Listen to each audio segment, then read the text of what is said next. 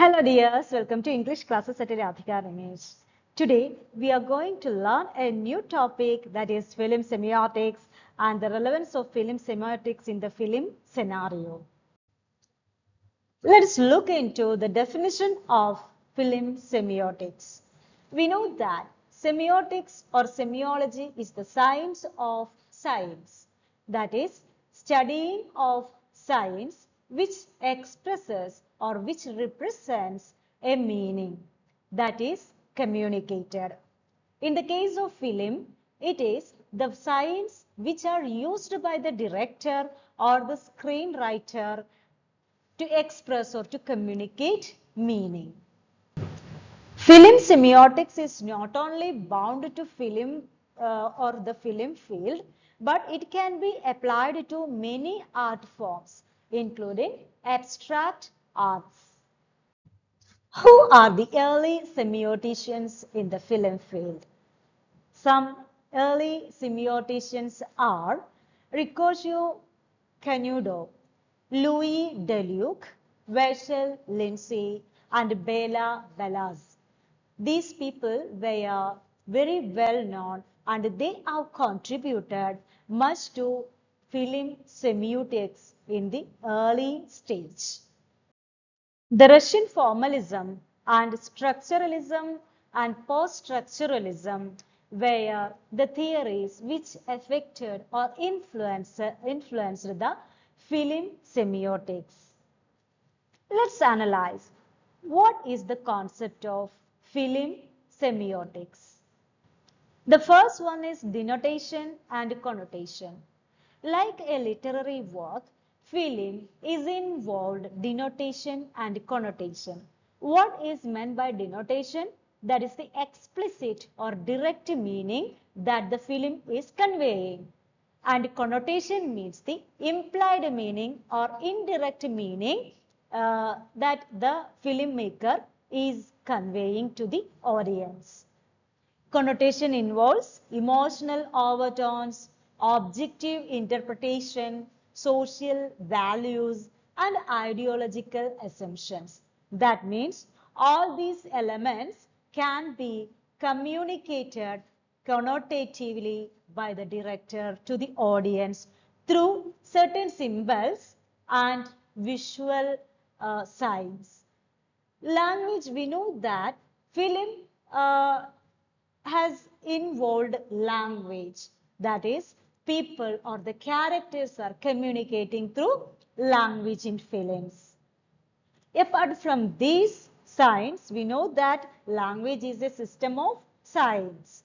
Apart from this, a number of signs are also involved in the film theory. That is, camera angle, costumes, the tone of the speech, then angle, that is background or the setting, etc. All these are very important regarding a film, and all these are conveying different meanings to the audience. Then the narrative. We know that the film is narrating a story as it is a narrative discourse. So there is a one-to-one relation between the sign and the signifier, or the reality or the word or the symbol or the scene which is used or which is presented by the director to the audience and the ultimate reality. They are revealing the deeper system of cultural associations and relationships that are expressed through narrative form. With a particular scene, with a particular costume, we know that a lot of cultural and social implications are there, which is presented by the director or which is communicated by the director. Some tropes or recurrent images are there in the film field also. Metonymy means it is the ability of a sign to represent something entirely while only being a part of it. A metonym represents a part of the whole. That is, for example, the Eiffel Tower symbolizes France. By showing the Eiffel Tower, an image or a concept which will form in the mind of the audience that that particular character is in Paris. And while showing the picture of Taj Mahal, what's the meaning of that? The particular character is in India or especially in North India.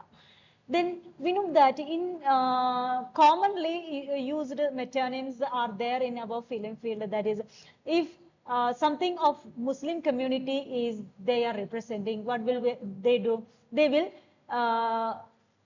picturize, or they will give pictures of a mosque or a person who is doing namaz, etc. So these are metonyms. These are symbols which are used to represent the whole. They are also they are known as tropes. That is, they are recurrent images. By seeing this image for a long period of time, the audience will understand what is meant by or what is represented by that particular sign. Now let's see which are the theoreticians who have written about this new theory of film semiotics. The first one is the famous Umberto Eco, who has written a work by name Articulations of the Cinematic Chord, published in the year 1976, which deals with the film theory, that is film semiotics. Here he is telling about the chords which are sent by the or which are communicated by the director to the audience. And chord recognition is very important to understand that particular film. The second person is a familiar person to you because we have discussed about this person in a previous video, that is Christian Metz. Christian Metz's work, Film Language, a Semiotics of Cinema, which was published during the year 1974, is one of the notable work in this field, film semiotics. Gilles Deleuze is another film semiotician, and his work, The Movement Image, published in the year 1983, and The Time Image, published in 1985, are notable for film semiotics. Some other theoreticians are Robert Stam, Robert Bagon, and Sandy Fitterman are very famous figures in the field of film semiotics. Now let's conclude this video. Before concluding, I have to tell you one thing, that this video is all about film semiotics, what is meant by film semiotics, who are the persons involved in it, and which are the works written by those people in support of film semiotics. I think you have understood this video. If you have any doubt, please ask me openly. Okay, thank you. Have a nice day. Bye-bye.